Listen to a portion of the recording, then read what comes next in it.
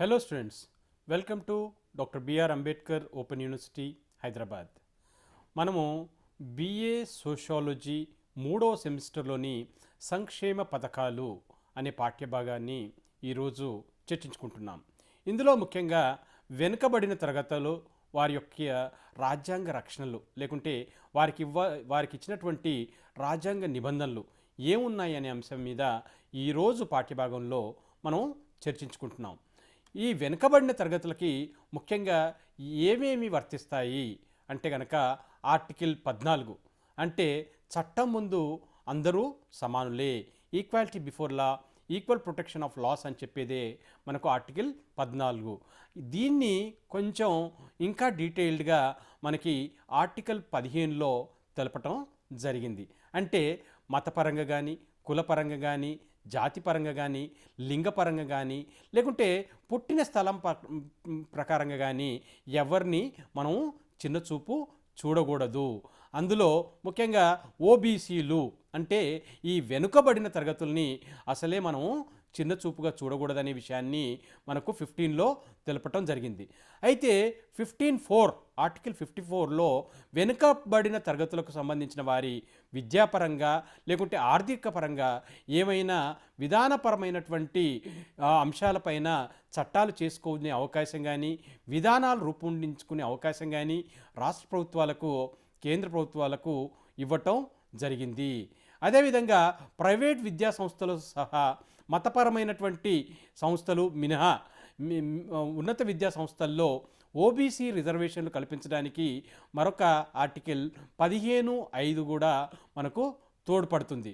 ఇక మరొకటి ఏమిటంటే ఓబీసీలకు ముఖ్యంగా ప్రభుత్వ ఉద్యోగాల్లో తగిన ప్రాధాన్యం లేని వెనుకబడి తరగతుల వారికి నియామకాలు లేదా పోస్టులకు రిజర్వేషన్ కల్పించే అధికారాన్ని ప్రభుత్వానికి కల్పించటం జరిగింది.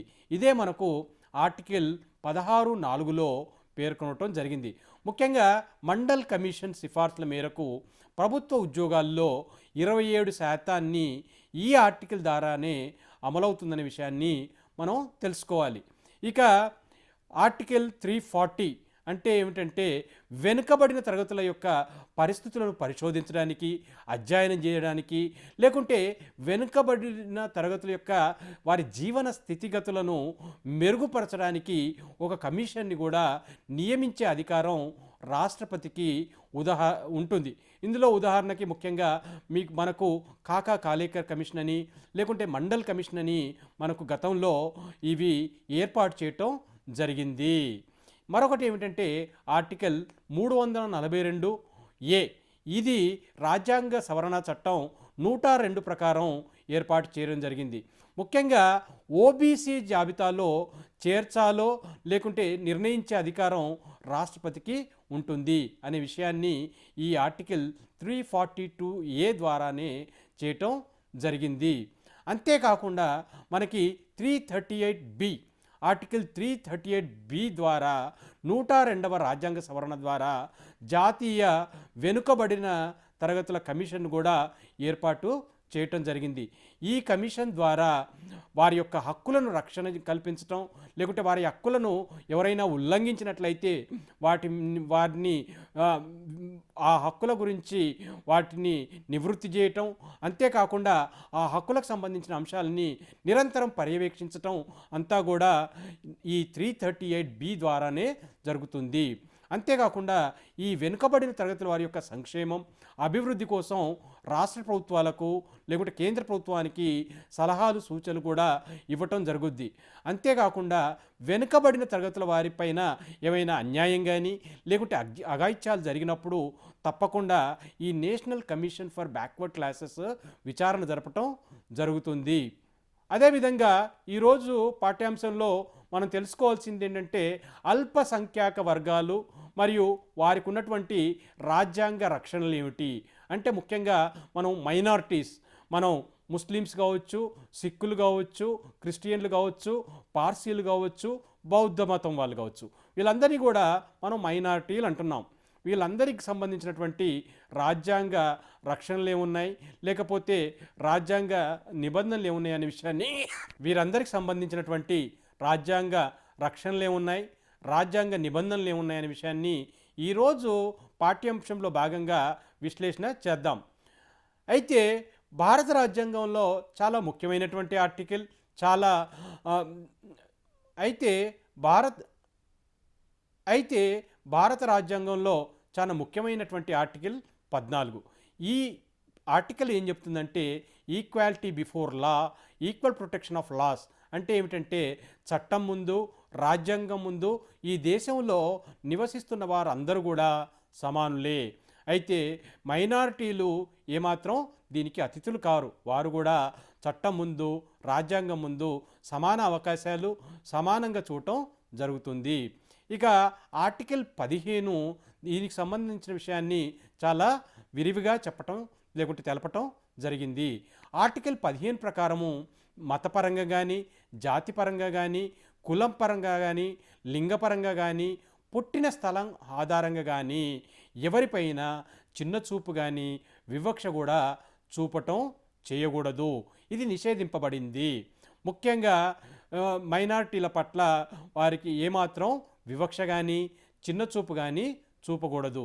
ఇక రాజ్యాంగంలో మైనారిటీలకు ఇచ్చినటువంటి హక్కులు, ప్రాథమిక హక్కులు ఏమిటంటే ఆర్టికల్ 29 ఏమిటంటే భారతదేశంలో నివసిస్తున్న ఈ మైనారిటీలు ఎవరైతే ఉన్నారో వారు ప్రత్యేక భాష, లిపి లేదా సంస్కృతి కలిగి ఉన్నట్లయితే దాన్ని సంరక్షించుకోవడానికి లేకుంటే దాన్ని మరింత అభివృద్ధి చేసుకోవడానికి వారికి హక్కు ఉంటుంది. ప్రభుత్వ సహాయంతో పొందే విద్యా సంస్థలకు కూడా మతం పేరిట కానీ లేకుంటే జాతి, కులం లేదా భాష ఆధారంగా వారి ప్రవేశాన్ని నిరాకరించకూడదు. అంటే ఏమిటి, మైనారిటీలని వాళ్ళను ప్రభుత్వ కానీ ప్రైవేట్ కానీ విద్యా సంస్థల్లో వారిని రానివ్వకుండా చూడకూడదనే విషయాన్ని ఆర్టికల్ 29 తెలియజేస్తుంది. ఇక ఆర్టికల్ 30 విద్యా సంస్థలను స్థాపించుకునే హక్కు. అంటే ఏమిటంటే మైనారిటీలు ఈ అల్పసంఖ్యాక వారు కూడా విద్యాపరమైనటువంటి ఎడ్యుకేషనల్ ఇన్స్టిట్యూషన్స్ స్థాపించుకోవచ్చు. ముఖ్యంగా ప్రభుత్వాలు వారు మరిన్ని ఎడ్యుకేషనల్ ఇన్స్టిట్యూషన్స్ని స్థాపించుకోవడానికి అవకాశం ఇవ్వటం జరుగుతుంది. ఇక మనకు మతపరమైనటువంటి స్వేచ్ఛలు కూడా ఈ మైనారిటీలకు ఇవ్వటం జరిగింది. ముఖ్యంగా ఆర్టికల్ 25 ఏ వ్యక్తి అయినా తన మతాన్ని స్వేచ్ఛగా ప్రకటించుకోవడానికి లేకుంటే ఆచరించడానికి ఈ దేశంలో అవకాశం ఉంది. ఇది ఆర్టికల్ 25లో తెలపటం జరిగింది. ఇది మైనారిటీలకు కానీ మిగతా వారికి కూడా వర్తిస్తుంది. ఇక ఆర్టికల్ 26 మతపరమైనటువంటి సంస్థలను లేకుంటే ధర్మ సంస్థలను స్థాపించుకోవడానికి, అంటే ముఖ్యంగా చర్చెస్ కావచ్చు లేకుంటే వారికి సంబంధించినటువంటి సంస్థలను వారు స్థాపించుకోవచ్చు. దానికి ఆర్టికల్ 26 దోహదపడుతుంది. అదేవిధంగా ఈ ఆర్టికల్ 27, ఆర్టికల్ 28 లాంటి ఆర్టికల్స్ కూడా ముఖ్యంగా ఎటువంటి ట్యాక్స్ కలెక్ట్ చేయకూడదు, లేకుంటే ప్రభుత్వ నిధులతో నడిచే విద్యా సంస్థల్లో ఎటువంటి మత బోధన చేయకూడదు అనే అంశాలు కూడా మనకు తెలియజేస్తుంది. ఇక భాష మైనారిటీల కోసం ప్రత్యేక నిబంధనలు, అంటే అందులో ముఖ్యంగా ఆర్టికల్ 350A ఏం చెప్తుందంటే భాషాపరమైనటువంటి మైనారిటీ గ్రూప్లకు చెందిన పిల్లలకు ప్రాథమిక విద్య దశలోనే వారి మాతృభాషలోనే విద్యను అందించడానికి రాష్ట్రాలు తగిన సౌకర్యాలు చేపట్టాలి అనే విషయాన్ని కూడా మనకు చెప్తుంది. ఇక మరో ఇంపార్టెంట్ ఆర్టికల్ ఏంటంటే 350B. దీన్ని ఒక ప్రత్యేక అధికారిని మైనారిటీల కోసం నియమించాలి, a special officer for linguistic minorities అని రాష్ట్రపతి గారు నియమించాలనే విషయాన్ని కూడా మనకు తెలపటం జరిగింది. ఇక ముఖ్యంగా మనకి జాతీయ స్థాయిలో ఒక మైనారిటీస్ కమిషన్ని కూడా ఏర్పాటు చేయాలని 1992లో మనం ఈ మైనారిటీస్ కమిషన్ని ఏర్పాటు చేసుకోవటం జరిగింది. ఈ కమిషన్ ప్రకారం ముస్లింలకు, క్రైస్తవులకు, సిక్కులకు, బౌద్ధులకు లేకుంటే పార్సీలకు వారికి సంబంధించినటువంటి వివాదాలు కానీ లేకుంటే వారి మీద జరుగుతున్నటువంటి అన్యాయాలు కానీ అఘాయిత్యాలు కానీ ఏమన్నట్లు ఉంటే కనుక విచారణ చేపట్టడం జరుగుతుంది. అంతేకాకుండా మైనారిటీలకు సంబంధించినటువంటి ఒక ప్రత్యేకమైనటువంటి మంత్రిత్వ శాఖను కూడా ఏర్పాటు చేయటం జరిగింది. కాబట్టి మీరు ఈ పాఠంలో వెనుకబడిన తరగతులు మరి అదేవిధంగా మైనార్టీలకు సంబంధించినటువంటి అంశాలను తెలుసుకోవటం జరిగింది. మరింత సమాచారం మరి లోతుగా నేర్చుకోవాలంటే మన యూనివర్సిటీ అందించినటువంటి పాఠ్యపుస్తకాలని మరింత లోతుగా చదివి మీ యొక్క నాలెడ్జ్ని ఇంప్రూవ్ చేసుకోవాలని కోరుకుంటున్నాను. Thank you.